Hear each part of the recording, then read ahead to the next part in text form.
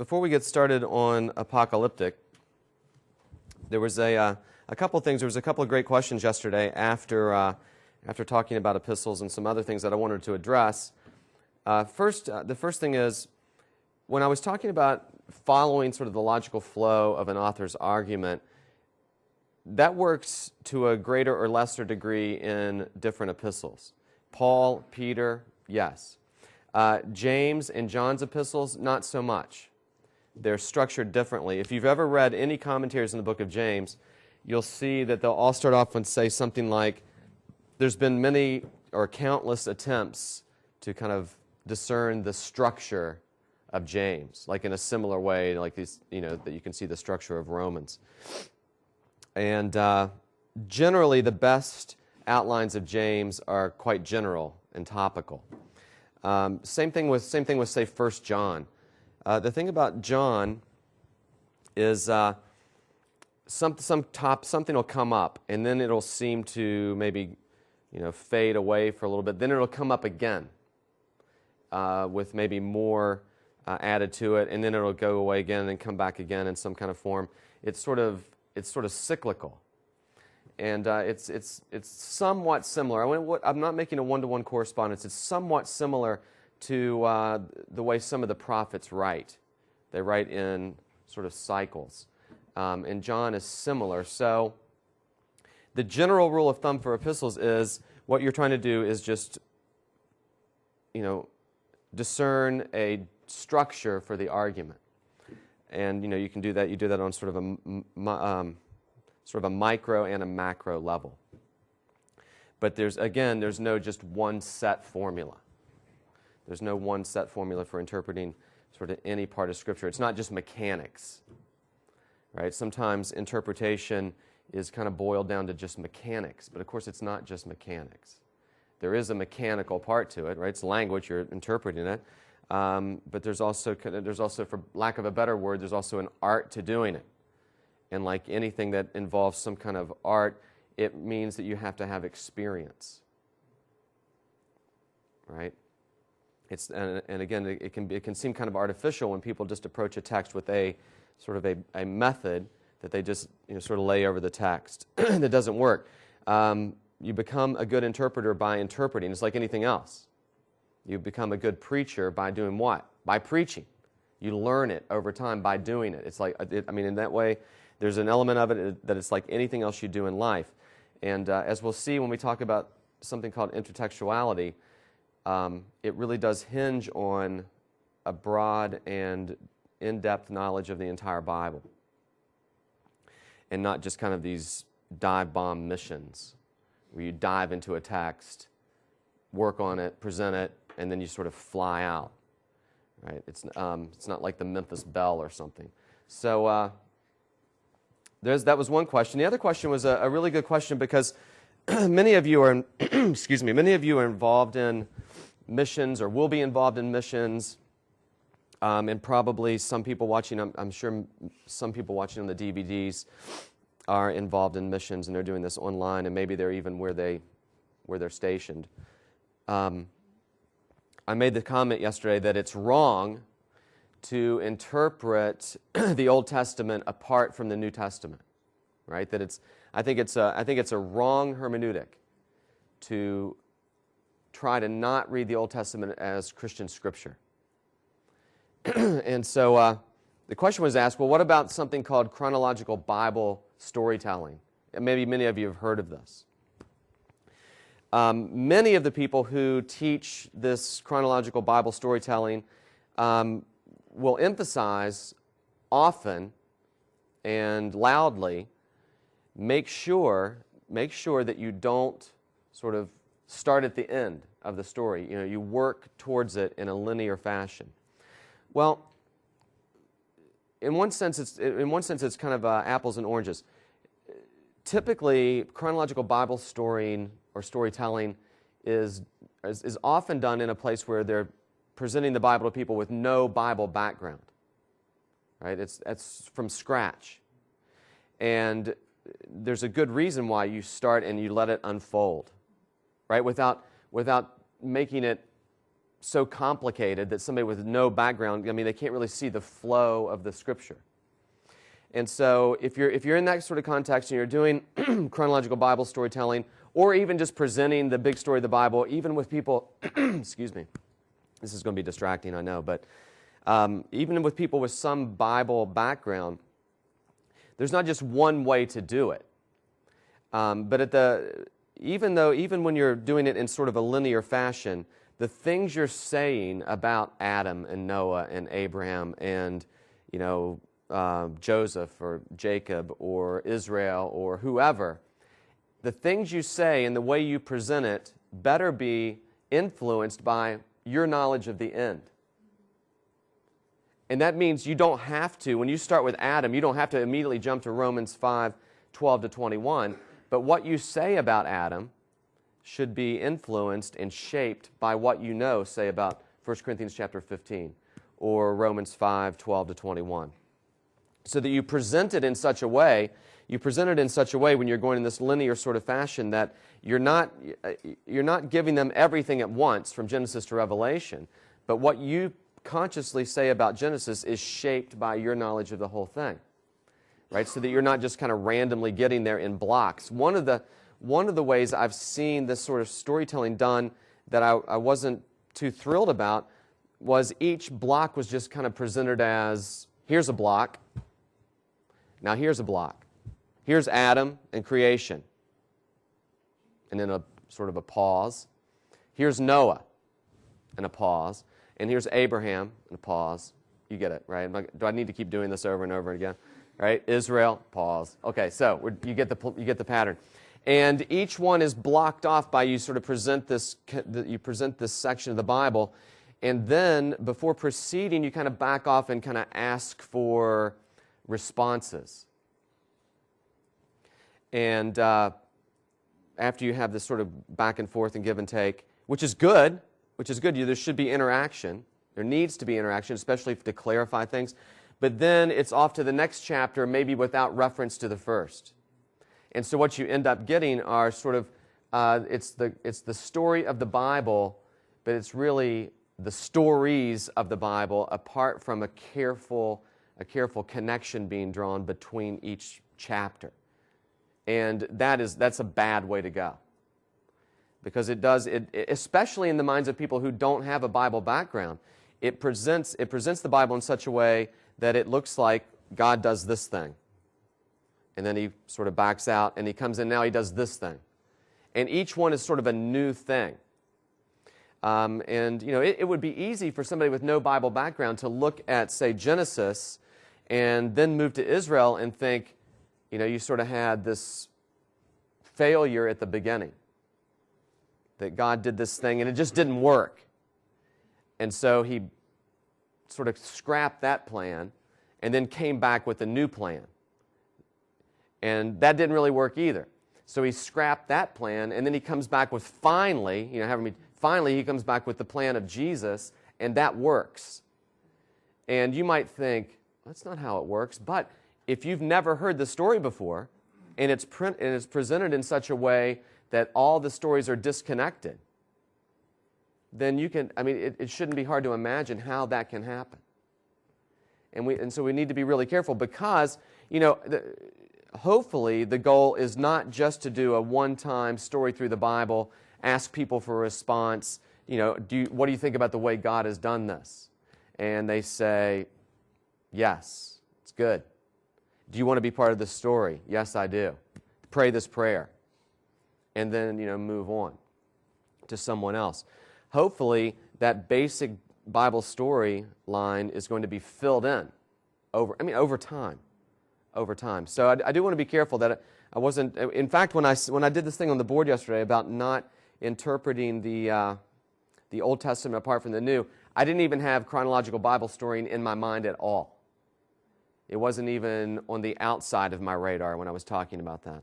What I was talking about was the tendency that many sort of scholars have and other people to be so concerned. It's a good concern to be so concerned to read the Old Testament in its context that stretches out to say, don't talk about Jesus yet.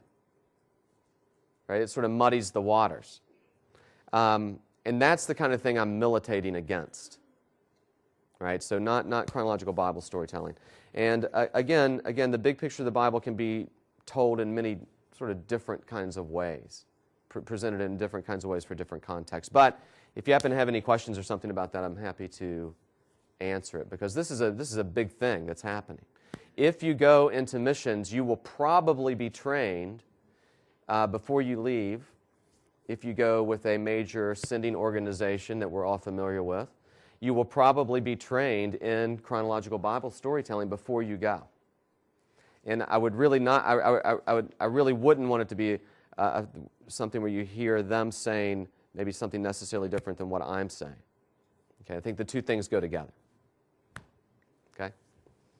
Any questions? No? All right.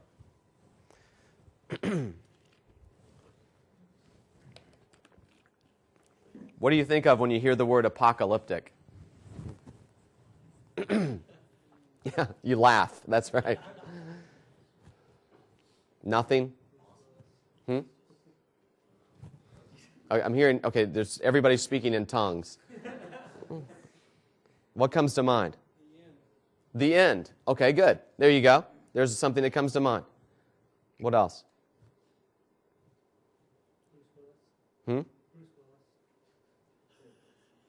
I'm not going to repeat that for the DVD in case they didn't hear it, because I don't understand it. Bruce Willis? I had to repeat it. I know I couldn't. I couldn't help it because I can't think one more thing.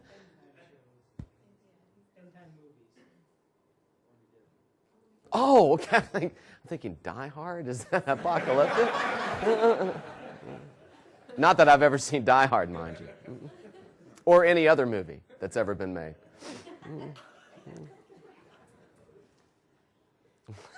What else? If I were just a little bit more geeky, I would say an X-Men villain.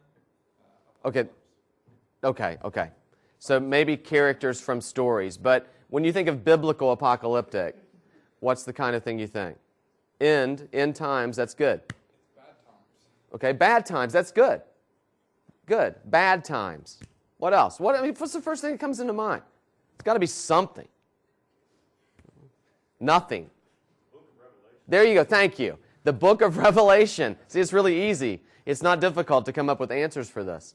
Or maybe you think of images, right? Or maybe you think of the millennium and various millennial views.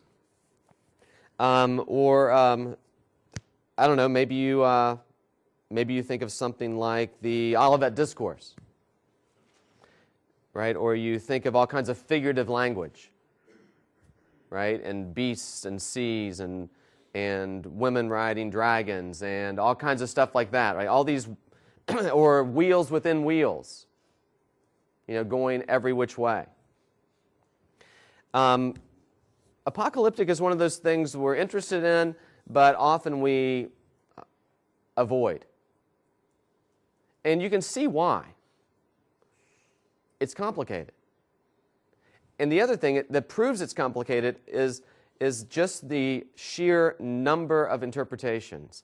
And more than one person has sort of thought, okay, even if I'm in ministry for a long time, I can keep putting it off and putting it off and putting it off and actually never get there.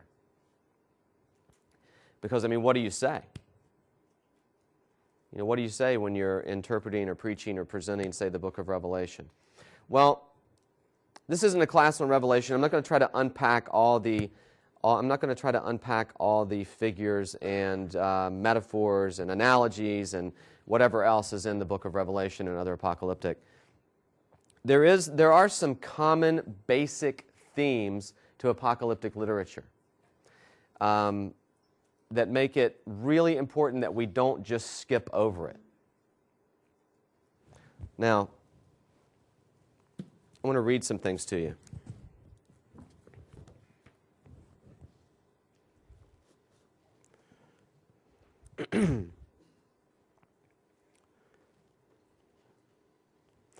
The hooves of the creatures are encircled by 7 clouds of burning coal.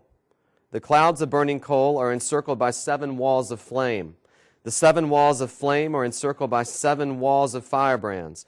The 7 walls of firebrands are encircled by 7 walls of hailstones. The 7 walls of hailstones are encircled by stones of hail.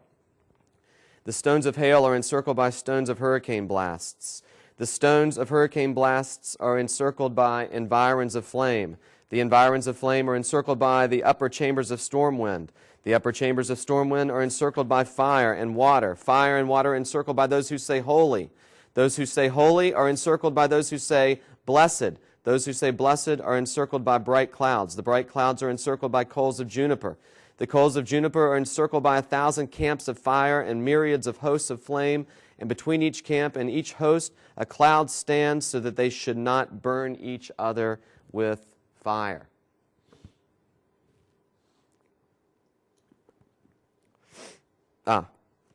After 7 days, I dreamed a dream in the night, and behold, a wind arose from the sea and stirred up all its waves. And I looked, and behold, this wind made something like the figure of a man come up out of the heart of the sea.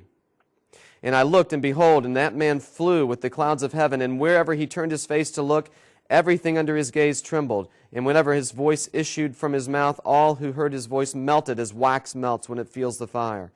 After this I looked, and behold, an innumerable multitude of men were gathered together from the 4 winds of heaven to make war against the man who came up out of the sea. And I looked, and behold, he carved out for himself a great mountain and flew up upon it. And I tried to see the region or place from which the mountain was carved, but I could not. After this I looked, and behold, all who had gathered together against him to wage war with him were afraid and yet dared to fight him. And behold, when he saw the onrush of the approaching multitude, he neither lifted his hand nor held a spear or any weapon of war, but I saw only how he sent forth from his mouth, as it were, a stream of fire, and from his lips a flaming breath, and from his tongue he shot forth a storm of sparks. And these were mingled together, the stream of fire and the flaming breath and the great storm, and fell on the onrushing multitude which was prepared to fight, and burned them all up. Let's take another one. I fell asleep at that place, and I saw a vision in the night. And behold, there was a forest with trees that was planted on the plain and surrounded by high mountains and rugged rocks. And the forest occupied much space. And behold, over against it a vine rose, and from under it a fountain ran peacefully. And that fountain came to the forest and changed into great waves. And those waves submerged the forest, and suddenly uprooted the entire forest, and overthrew all the mountains which surrounded it. And the height of the forest became low, and the top of the mountains became low. And that fountain became so strong that it left nothing of the great forest except one cedar. When it had also cast that one cedar down, it destroyed the entire forest and uprooted it, so that nothing was left of it, and its place was not even known anymore. I could go on and on and on and on.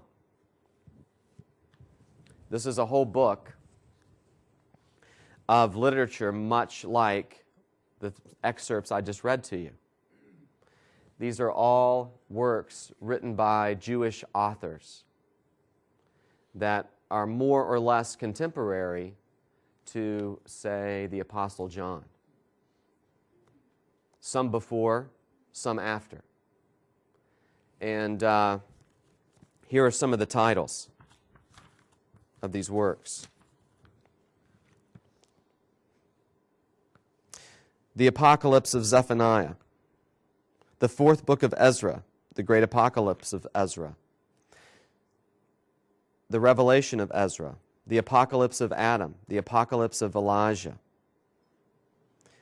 the Apocalypse of Abraham, and then you have a whole host of testaments of Moses, the Testament of Solomon, the Testament of Adam.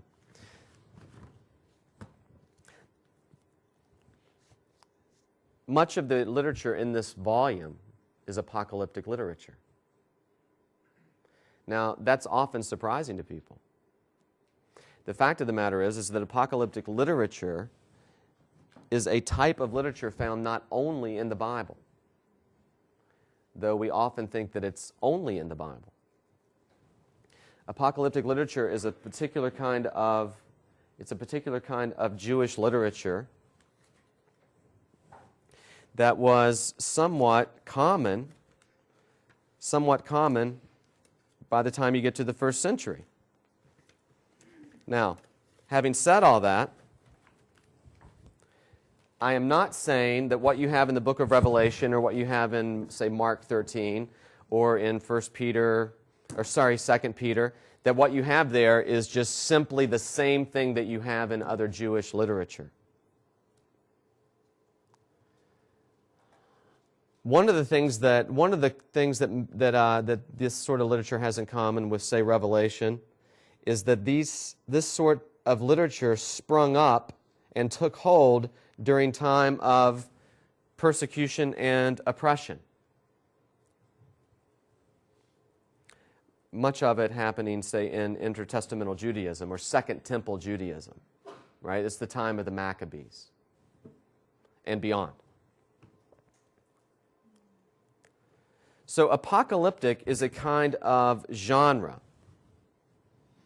It's a kind of genre that, in part, uses cosmic imagery to describe events that take place in both heaven and on earth.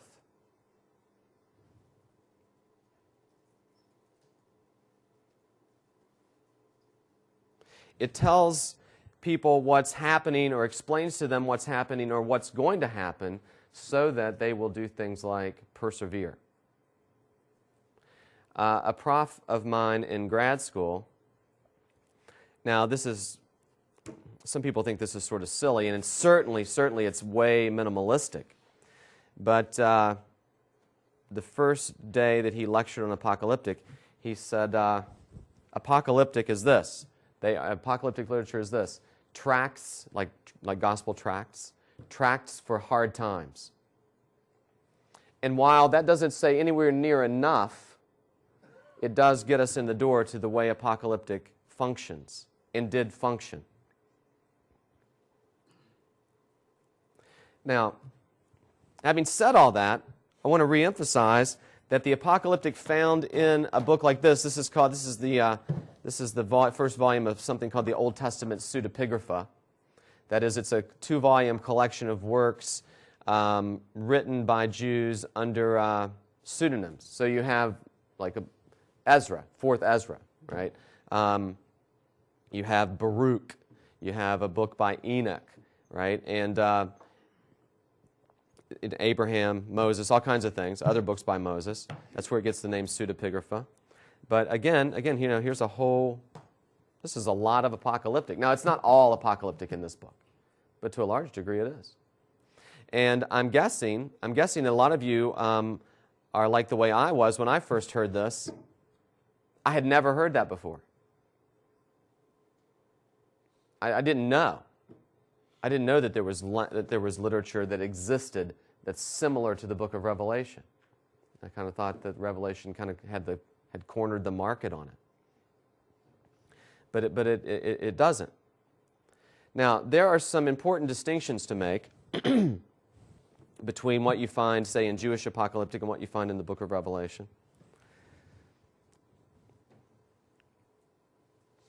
Apocalyptic has a prophetic element, but the apocalypse of John is, to a degree, more prophetic than much of the literature in this book.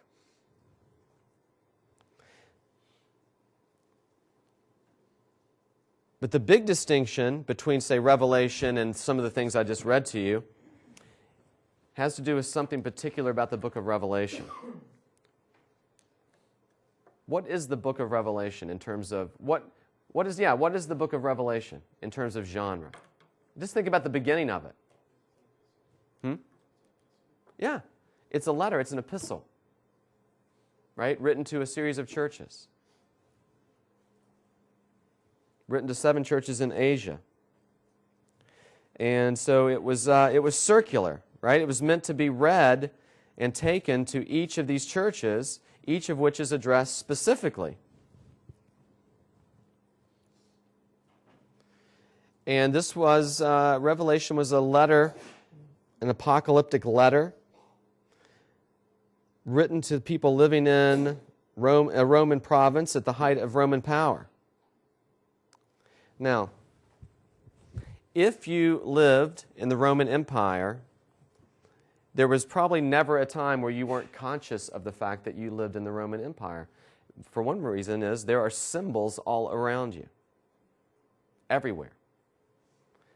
There are banners, there are things chiseled into stone, there are Roman soldiers, Roman officials, and stuff like this.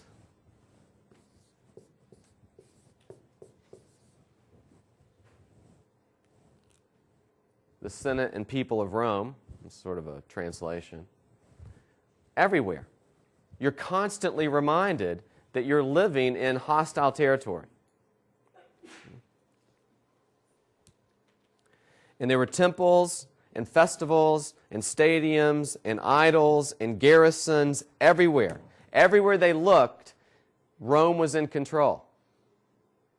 And increasingly, that control became harsher and more dangerous for Christians.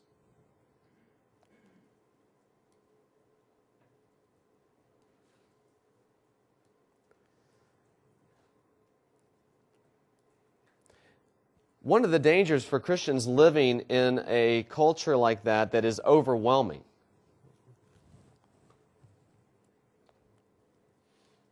and dominant is for them to begin to see and perceive things the way the greater culture does and begin to think that, or maybe begin to lose hope in the face of it, or begin to blend in with it.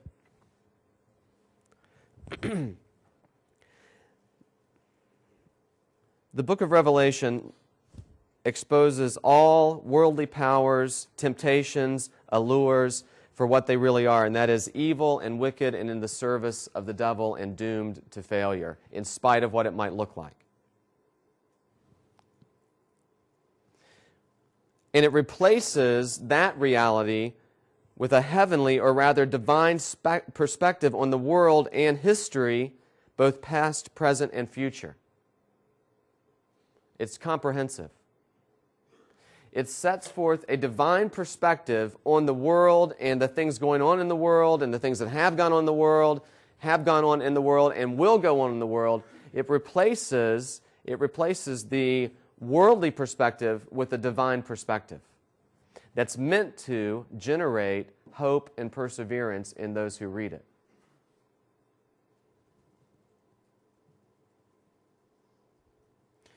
So on this level, and I'm not saying everything that could be said about Revelation, obviously. I'm just talking about the most basic level of apocalyptic literature.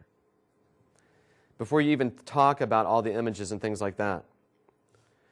Revelation is really an eternal message to the Christian church that in spite of what things may look like, victory belongs to God and to the Lamb who sits on the throne, in spite of everything else. In spite of all the armies, all the wickedness, all the overwhelming evil that seems to be stacked up against it, the victory belongs to God. And no one can stand against Him.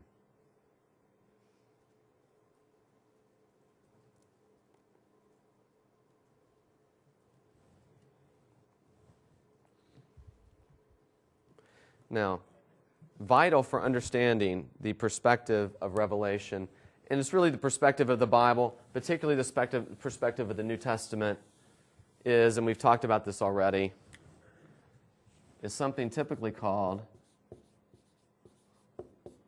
already and not yet. The already not yet sort of perspective on the Bible, or better yet on life, that flows from reading the Bible is a perspective of faith, not of sight. Because by sight, we might be tempted to look at the world and think we're going to be overwhelmed. Now, it's easy to sit here in a place like this that's incredibly comfortable, incredibly nice, filled with all kinds of amenities, and very, very casual, and maybe not be able to enter into the sort of world that these Christians were living in. and the sort of world that the majority, or maybe the majority of Christians today are living in.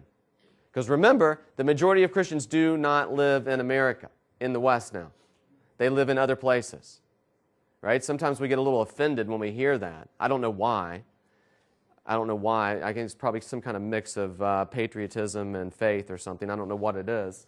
But the fact of the matter is, you have countless brothers and sisters who are living in situations this very moment where they look out their door, it's dire.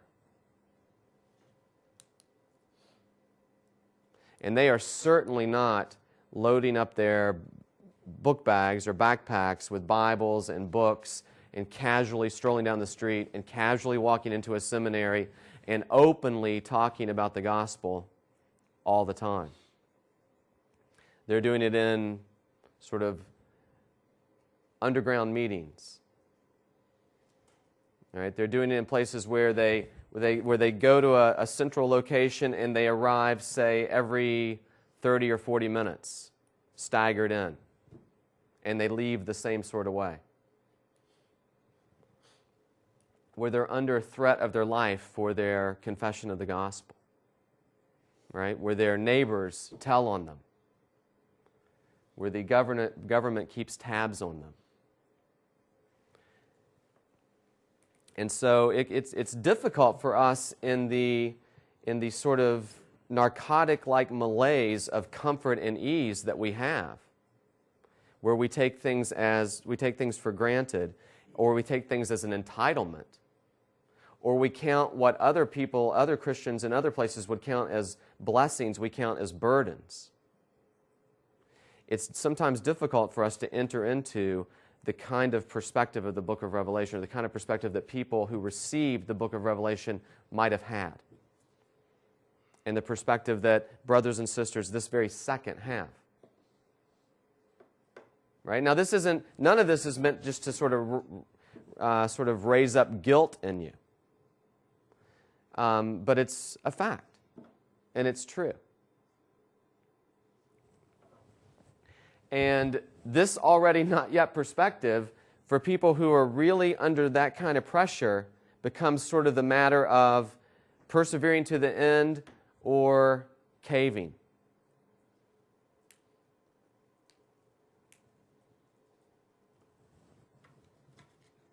Or the means of, let me put it that way, it's the means of perseverance, so that they don't cave in the midst of a world that's lined up against them in every way that says, you're not going to win.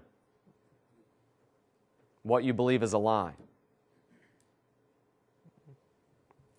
So this perspective is found all over the Bible, right? The kingdom has come.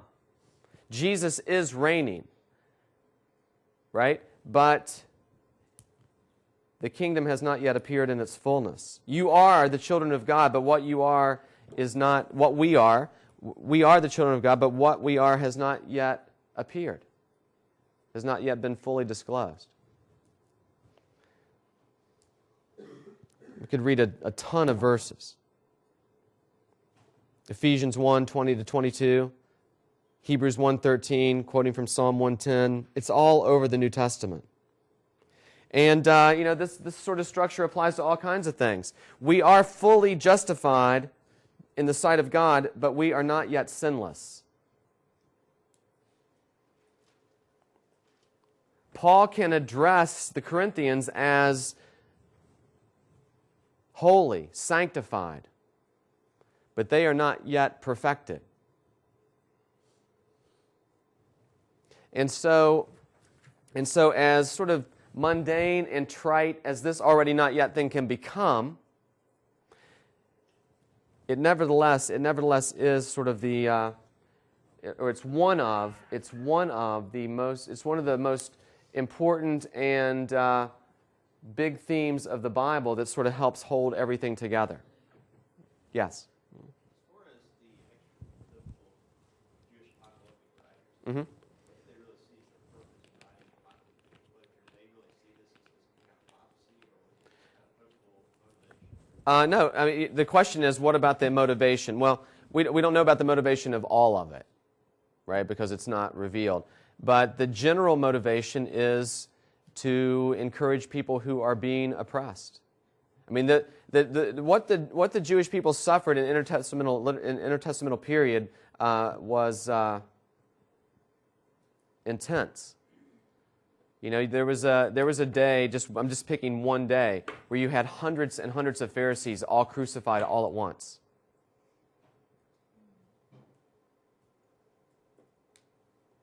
And so the persecution, I mean, you have to remember, the intertestamental period was really a period, there was a period of peace after Judas the Hammer, Maccabeus, came in, sort of straightened things up. They got rid of Antiochus IV, Epiphanes. Remember, Antiochus IV, I'll just take a little side on this. Antiochus IV was a Seleucid ruler, right? After Alexander the Great, this is a little history lesson. After Alexander the Great died, right, after conquering much of the world and trying to establish one culture, one language, make the whole world Greek.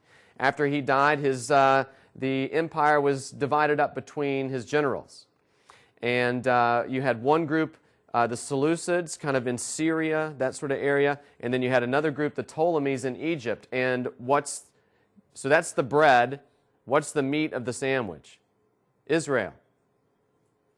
Right? And so Israel becomes, as it often was, as it had been historically, it becomes a battleground. And for them to get at each other, they had to go through the same place. And so you have lots and lots and lots of suffering, lots and lots of persecution. It sort of reached its high point under a particular ruler called Antiochus IV, Epiphanes, who, does anybody know what he did? He sacrificed a pig on the altar. That altar was cleansed thereafter, and that is remembered when?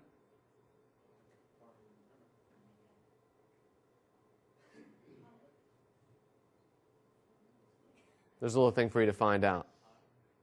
I won't give you the answer. If you're in, you can go find out. I'll give you the answer. Go find out what it is. There is a yearly commemorative festival among the Jews that commemorates the cleansing of the altar. And so, but things didn't end with the defeat of Antiochus. They continued. And Jews suffered at the hands of outsiders. Jews suffered at the hands of one another. You had a power grab for the priesthood, so that a whole group of Jews who were not so interested in religion but interested in power and politics and didn't mind becoming fairly Greek and selling out to the powers that be, started to control the priesthood. And you see their ancestors in the New Testament known as the Sadducees. You have another group that comes up, and they're not so, this is speaking really generally, in general, they're not so interested in politics. They want to be able to be free to follow Torah. Later, the ancestors of these people become known as, or are known as to us, as the Pharisees. And you have lots of fighting, lots of wars going on, lots of people suffering.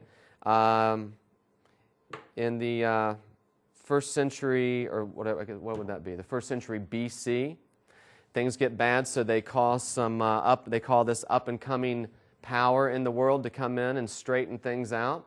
They come in and they don't leave. It's called the Roman Empire. And so it's a mess. And they're supposed to be back from exile. Right? It's supposed to be a golden era. They're back from exile, but now they're, in one sense, exiled in their own land. And they're under the thumb of foreign rulers while they're living in Jerusalem. In the meanwhile, in Jerusalem, there are things like gymnasiums, like Greco-Roman gymnasiums, and hippodromes, and games, and things like that taking place in the holy city, with Jewish leaders attending them. It's a mess. It's an absolute mess. And that's sort of the context in which Apocalyptic began to be written. Now, some of these things are written later, right? Because suffering continued, right? Suffering continued on AD 70, destruction of the temple, and then on into the 2nd century, right? Where you finally have the no more, right? Where there essentially Israel is, for whatever period of time, defeated, wiped out. So anyway, that's to answer your question. It's a very, very long answer to your question. That's the kind of atmosphere that came up in.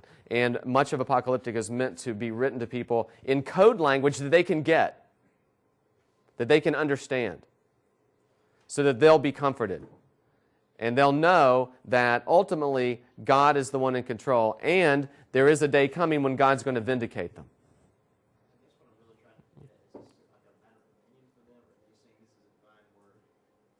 Is it a matter of opinion or divine word? Well, there's lots of discussion about that. We don't know, because they didn't really comment on that kind of thing, whether it was divine word or matter of opinion. But generally speaking, it seems like, to a large degree, that many people believe that these works were, in fact, traditions handed down from the people whose names were assigned to them. That's a big, big discussion among people who study this kind of thing. But whatever the case, they were meant to be read to the people they're written to. Some of them are very sectarian documents. We're not talking about things that would have been floating around everywhere. But there's enough of it to suggest that it's pretty common and people know about it. So, I guess the upshot of this is when John writes the book of Revelation, it's not entirely the fact that people are like, what is going on here? There'd be people. It is a familiar genre, and it serves the same sort of purpose. It's written in code language that the people who get it can read the code and understand what's going on in their lives, and not only what's going on, what's going to go on in their life. That's a great question, really long answer, but I'm glad you asked it, because that way I was able to say a whole bunch of stuff I was going to say anyway. Okay, and then we can get back to this. So thank you for the question. Well, one of the ways this has been described in a way that, increasingly you're not going to have people with experience of what I'm going to put up on the board in your churches. You'll have sort of second-generation experience. I didn't make this up. This is the common metaphor used to describe already not yet, and that is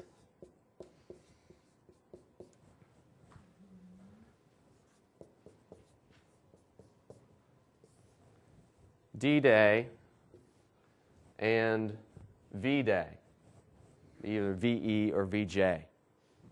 But we're not going to break it down to particulars. When was D-Day? Anybody know? June 6th, 1944. June 6th, 1944. What happened on June 6th, 1944? Allied troops, including mostly Americans, landed on Idaho and Omaha Beach, including my dad. And they stormed the beach and took the beach and proceeded to do what over the course of the next year? Defeat Germany. Defeat Germany. Now, let's compare the perspective of people like my father, who fought all the way over to the Ardennes Forest, and the perspective of history. From the perspective of history, the bird's eye view of everything that happened from June 6th to the end of the war, what can we say about June 6th?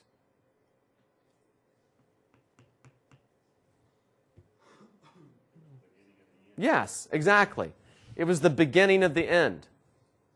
It was the turning point. We use these phrases all the time. The beginning of the end is one of the ways we characterize it often. It was a turning point. Some people even go as far to say as on that day, the victory of the Allied victory began. Some people will sometimes even say, on one level, the war was won on that day by the Allies. Right? Why? Because we have this big bird's eye view of it. We can see the whole thing. Now, if you watch something on D-Day or whatever, or some movie like that, or if you watch a documentary, or if you have the privilege of talking to somebody who landed that day and fought their way over, if you could have shown up on the beach that night, looked at these guys, looked at my dad and said, "This thing's done," they would have had no idea what you're talking about. None. Not for a second. Why? Because they are surrounded with unbelievable carnage. Right? And the guys that they jumped off those LSTs with, lots of guys they were talking to one minute were no more the next minute. And the stuff they saw that day was unbelievable. Right? So much so that I won't mention that. I will. Who cares? There's a famous movie called Saving Private Ryan. And I lived in a different town, didn't get to see it with my dad before he died, but he saw it, and then I saw it, and I said, "What was it like?" And he said, "I guess for a movie, that was on the verge of coming close to what it was like. But," he said, "it gives you some idea, but, it's a movie." And so you talk to those guys, and things didn't get better for the soldiers on the ground the next day. In fact, what they started to do then was, in some ways, if you talk to the vets, they'll say in some ways it got worse, because that was a gigantic onslaught, and things were happening so fast you weren't even thinking, you just hoped to stay alive. And you clawed your way up the beach. Then what did they do?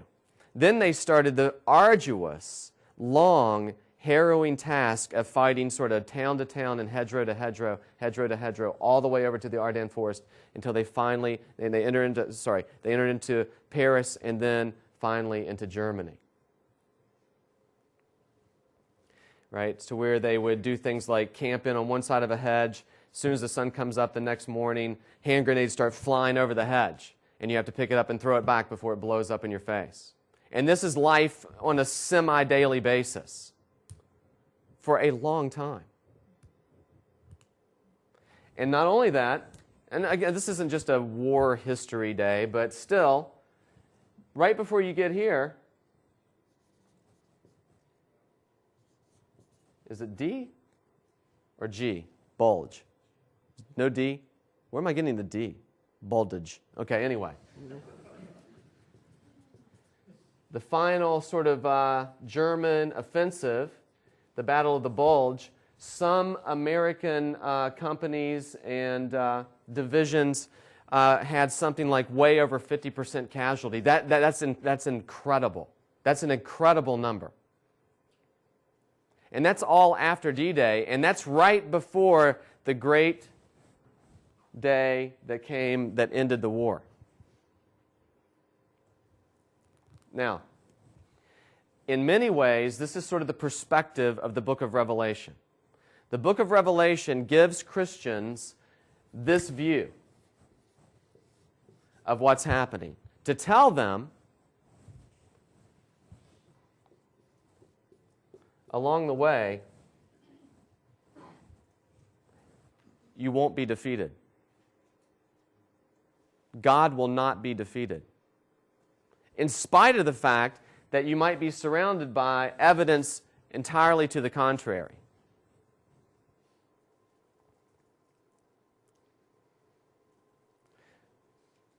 Think about the structure.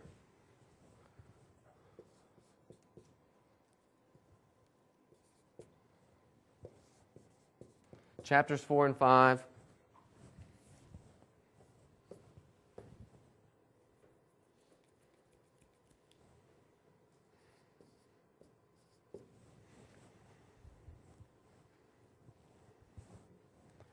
Maybe I should put 21, 22. No, I'll leave 20 up there. I was going to save 22 for over here, but I'll just include it. Can anybody tell me what's going on, generally speaking, one phrase in chapters 4 and 5 of Revelation?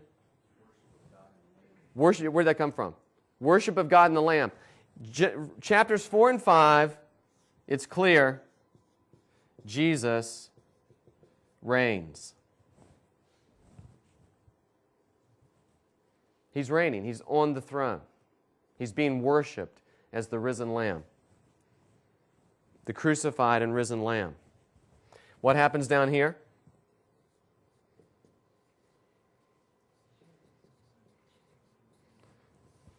A new earth, new, sorry, let me write a little nicer. New Jerusalem, right? Where what happens? There are no more tears, no more sorrow. The people of God are gathered together. Those who are the enemies of God are cast out, and God reigns forever and ever as I will be their God. They will be my people, and I myself will be their God. The dwelling place of God is with man. Right? So, that part of the book of Revelation begins with Jesus reigns. It's bookended with the consummation, the not yet, in terms of what we know, what we see. It begins with the already Jesus is reigning and ends with the not yet, all things have been consummated. And that's kind of the way it unfolds. Now, the chapters in between do not follow a straight linear line to the end. There is a linear aspect to much of it, but it's not just step by step by step by step by step by step by step. It's cyclical. But for our purposes, the book of Revelation kind of telescopes time in a way that makes the already not yet looks almost simultaneous. Because the already not yet's held right there, and you have all the events in between. And I think one of the perspectives of the book of Revelation is these two things cannot be separated. If you haven't already, the not yet is guaranteed. I think that's the message of Revelation. If you have this, it cannot be separated from this. You might think of an analogy, something like say, the first fruits, Jesus being the first fruits, 1 Corinthians 15. Probably not a mistake that the analogy of first fruits is in 1 Corinthians 15, because Paul's then going to go on to talk about what? Resurrection. And the fact that Jesus, the first fruits, has been raised from the dead. The first fruits stand as a guarantee and as a sign for the rest of the harvest. And the idea in Revelation is what? If Christ has been raised, we will also be raised. It's guaranteed. No matter what.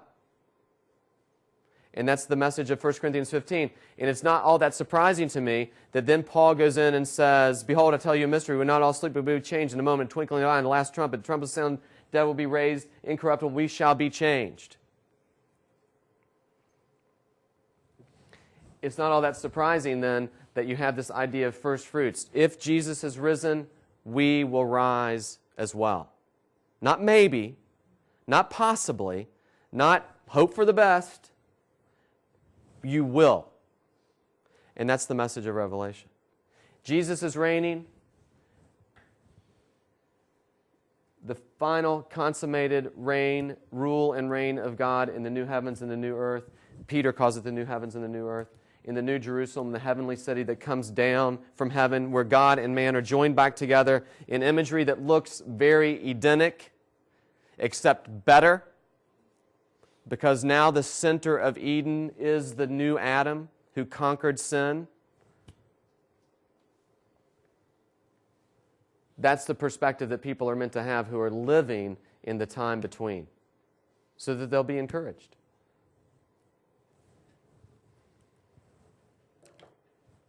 Okay, why don't we, before we go into features of apocalyptic literature, why don't we take a short break?